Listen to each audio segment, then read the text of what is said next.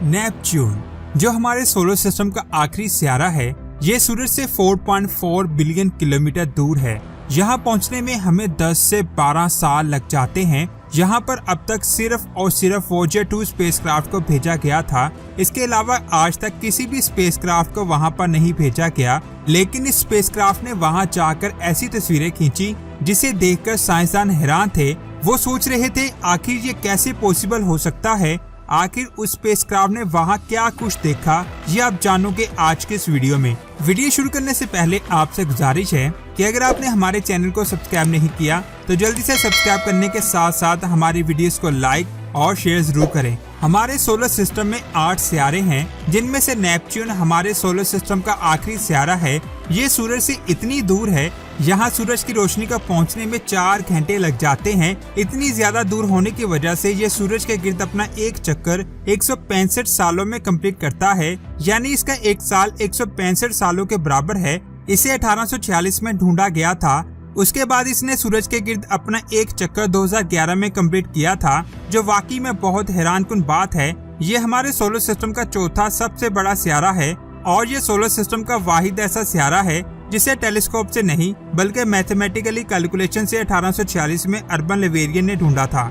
इसकी दरियाफ्त से लेकर 1930 तक नेपच्यून को ही हमारे सोलर सिस्टम का आखिरी सितारा माना जाता रहा, लेकिन 1930 में प्लूटो की दरियाफ्त के बाद ये सवाल खड़ा हो गया कि नेपच्यून हमारे सोलर सिस्टम का आखिरी सितारा है या प्लूटो। इस पर साइंसदानों ने कई सालों तक बहस की और फिर 1979 से लेकर 1999 तक प्लूटो को हमारे सोलर सिस्टम का आखिरी सितारा माना जाता रहा, लेकिन 1992 में क्यूपर बेल्ट की दरियाफ्त के बाद साइंसदानों ने सोचा क्या प्लूटो को एक सितारा मानना चाहिए या नहीं, क्योंकि प्लूटो क्यूपर बेल्ट में मौजूद ड्वार्फ सितारों की तरह ही एक ड्वार्फ सितारा है। साइंसदानों ने इस पर स्टडी की और फिर 2006 में साइंसदानों ने प्लूटो को ड्वार्फ सितारा करार दे दिया और एक बार फिर से नेपच्यून हमारे सोलर सिस्टम का आखिरी सितारा बन गया। इसका डायमीटर 49,222 किलोमीटर है। ये सूरज से 30 एस्ट्रोनॉमिकल यूनिट दूर है। इसके बाद क्यूपर बेल्ट शुरू होती है जो 50 एजू तक फैली हुई है, जिसमें बहुत सारे एस्ट्रॉइड और ड्वार्फ सितारे मौजूद हैं। ये सब भी सूरज का चक्कर लगाते हैं। यहाँ मैं आपको बता दूं, नेपच्यून की ग्रेविटी का असर क्यूपर बेल्ट में मौजूद ऑब्जेक्ट पर होता है। जिस वक्त वॉयेजर 2 1989 में नेपच्यून के पास पहुंचा तो उसने नेपच्यून के रिंग्स और मून्स को डिस्कवर किया। अब तक इसके 14 मून्स को ढूंढा गया है, जिनमें सबसे बड़ा चांद टाइटन है, जो हमारे सोलर सिस्टम का सबसे ठंडा ऑब्जेक्ट है, जिसका टेम्परेचर -235 डिग्री है। साइंसदानों का कहना है कि ये चांद नेपच्यून के पास नहीं बना, बल्कि नेपच्यून की ग्रेविटी ने क्यूपर बेल्ट से इसे अपनी तरफ खींचा और नेपच्यून के पास आते ही इसने इसे ऑर्बिट करना शुरू कर दिया। और मैं आपको बता दूं, ये आने वाले 3 अरब सालों में इससे टकराकर तबाह हो जाएगा। वॉयेजर 2 स्पेसक्राफ्ट ने इसके 6 और मून्स को ढूंढा। उसके बाद 2002 से लेकर 2003 तक 6 और मून्स को ढूंढा गया। इनके अलावा इसके रिंग्स को भी ढूंढा गया। ये इसके रिंग्स की असल तस्वीर है, जिसे आप स्क्रीन पर देख सकते हैं। इसे वॉयेजर 2 स्पेसक्राफ्ट ने खींचा था। ये हमारे सोलर सिस्टम का वाहिद ऐसा सितारा है। यहाँ बहुत तेज तूफान आते हैं, जिनकी रफ्तार सुनकर आपका दिमाग चकरा जाएगा। हमारी जमीन पर जो सबसे ज्यादा खतरनाक तूफान आते हैं, उनकी स्पीड 400 किलोमीटर फी घंटा तक होती है। इससे ज्यादा तेज तूफान हमारे सोलर सिस्टम के सबसे बड़े सितारे जुपिटर पर आते हैं, जिनकी रफ्तार 680 किलोमीटर फी घंटा होती है। और दोस्तों, नेपच्यून पर जो तूफान आते हैं, उनकी रफ्तार 2200 किलोमीटर फी घंटा होती है। जी हाँ, 2200 किलोमीटर फी घंटा। ये रफ्तार इतनी ज्यादा है कि ये तूफान 1 सेकंड में हमारी जमीन के टुकड़े टुकड़े कर दे।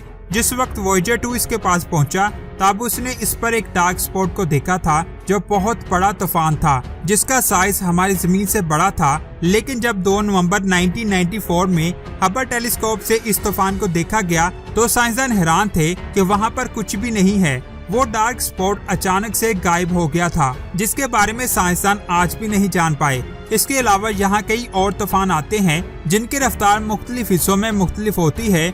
इसके ईस्ट पर आने वाले तूफानों की रफ्तार 72 किलोमीटर फी घंटा होती है। वेस्ट पर आने वाले तूफानों की रफ्तार 1170 किलोमीटर फी घंटा होती है। इसके ऊपर और नीचे वाले हिस्से पर आने वाले तूफानों की रफ्तार 900 किलोमीटर फी घंटा होती है और इसके इक्वेटर पर आने वाले तूफानों की रफ्तार 1440 किलोमीटर फी घंटा होती है। इसकी 3 लेयर्स हैं। पहली इसकी कोर है, जो सिलिकेट, आयरन और निकल से मिलकर बनी है।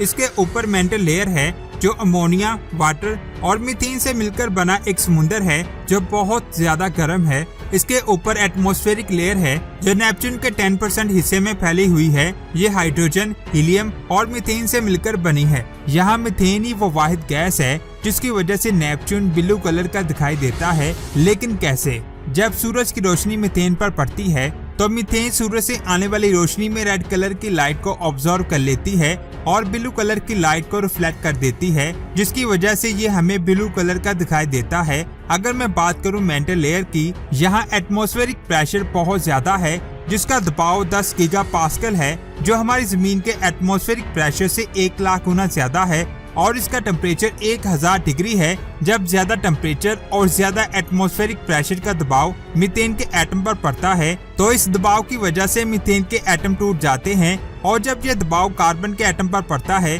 तो वह बहुत ज्यादा टेम्परेचर और ज्यादा एटमॉस्फेरिक प्रेशर की वजह से डायमंड में कन्वर्ट हो जाते हैं और फिर होती है बहुत तेज डायमंड्स की बारिश। ये डायमंड इसके समुद्र में गिरने लगते हैं और फिर बनता है डायमंड्स का समुंदर। वोयेजर 2 ही वो वाहिद स्पेसक्राफ्ट है जिसकी वजह से हमने इसके बारे में बहुत कुछ जाना, जिसे 16 अगस्त 1977 में लॉन्च किया गया था। तो दोस्तों, आज की ये वीडियो आपको कैसी लगी नीचे कमेंट्स करके जरूर बताएं। अगर वीडियो अच्छी लगी तो लाइक करने के साथ साथ इसे अपने दोस्तों के साथ जरूर शेयर करें और ऐसी ही स्पेस की अमेजिंग वीडियोस को देखने के लिए हमारे चैनल स्पेस वर्ल्ड को सब्सक्राइब करके बेल आइकन को प्रेस करें। अपना बहुत सारा ख्याल रखें। अल्लाह हाफिज।